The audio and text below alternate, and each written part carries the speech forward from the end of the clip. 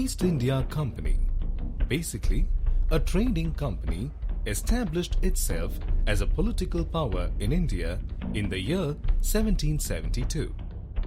Its motto was to derive benefits out of Indian territories rather than improving the lives of the people.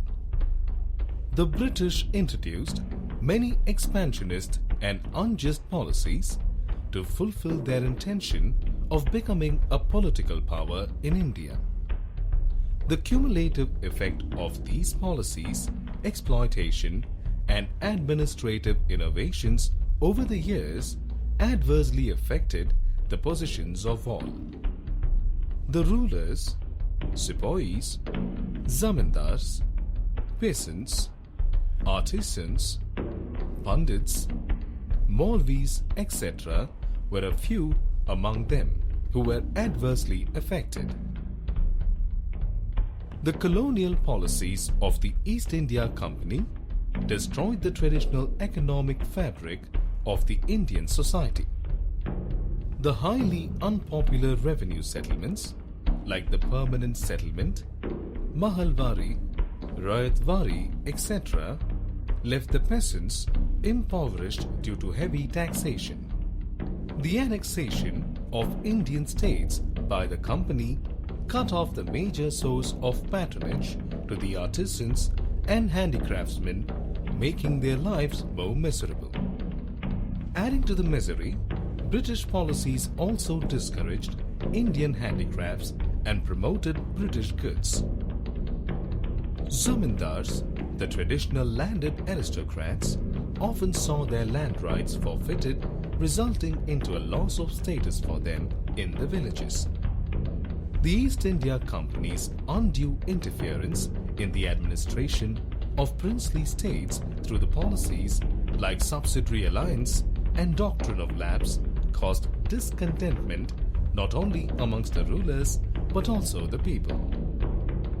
The British never mixed with the Indian people and treated even the upper class Indians with contempt. Such a racist attitude did not go well with educated Indians. They were now aware of the concepts like equality, liberty, and fraternity introduced to them by the Western education. The activities of Christian missionaries were looked upon with suspicion by Indians. The attempts at socio-religious reforms by the British were seen as interference in the social and religious domains of Indian society. The conditions of service in the company's army increasingly came into conflict with the religious beliefs of the sepoys. To a religious Hindu of that time, crossing the sea meant loss of caste. The General Service Enlistment Act, passed in 1856, made it compulsory for an Indian sepoy to serve overseas if required by the government. The Indian sepoys were also unhappy about their emoluments compared to their British counterparts. An Indian sepoy was made to feel a subordinate at every step and was racially discriminated in matters of promotions and privileges. The annexation of Awadh, which was home to many of the sepoys, further inflamed their feelings. These were the reasons which caused great resentment among the sepoys. However, the flashpoint was reached when the soldiers were asked to bite off the paper cartridges for the newly introduced Enfield rifles, which were reportedly greased with beef and pig fat. This was against the religious beliefs of Hindu and Muslim sepoys. In February 1857, the sepoys of 19th Native Infantry at Berhampur refused to use the newly introduced Enfield rifles and broke out in mutiny. The infantry was disbanded in March 1857. On March 29, 1857, the Indian sepoys at Barakpur refused to use the greased cartridges. They were forced to bite the cartridges and load the rifles on a routine drill. Mangal Pandey, a young sepoy of the regiment, gets enraged and attacks his officers. He was later overpowered by the European soldiers of the regiment. The Indian sepoys get inspired by Mangal's act and tension grips in the entire regiment. Mangal Pandey shoots himself to avoid humiliating trial at the army court. However, he survives and is put on trial. He was subsequently hanged.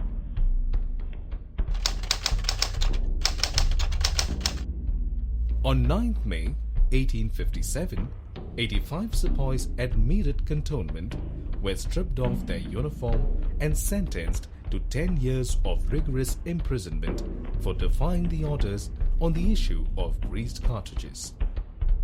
On the next day, the other sepoys mutinied and released their fellow inmates. These sepoys marched towards Delhi and reached Red Fort in the early hours of 11th May. They persuaded Bahadur Shah II, the Mughal emperor, to become the leader of the revolt and proclaimed him as Shahenshah-e-Hindustan.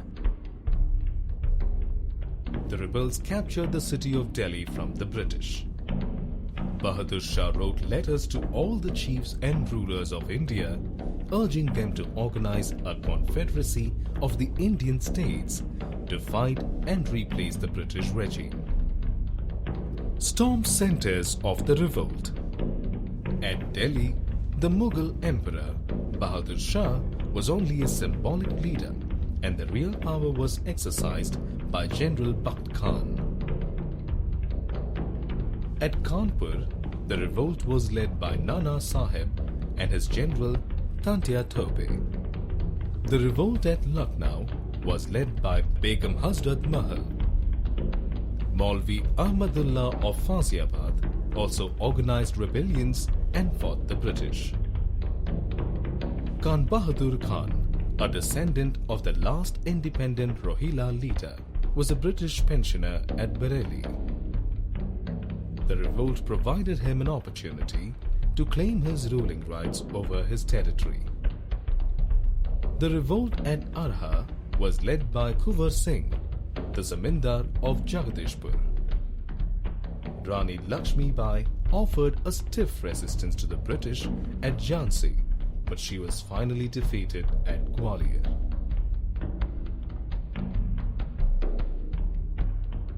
The British captured Delhi on 20th September 1857. Bahadur Shah was taken as a prisoner and the royal princes were captured and shot dead. One by one, the great leaders of the revolt fell. The revolt was brutally suppressed, and by the end of 1859, the British authority over India was fully re-established. Even though the revolt of 1857 failed to overthrow the British rule, it helped in developing a nationalistic spirit and generated a feeling of oneness among the people of the country, which inspired the subsequent stages of freedom struggle. Brought to you by Compete India's Jeeto Bharat, a one-stop internet-based interactive coaching for civil services exams. For more information, log on to www.jeetobharat.com.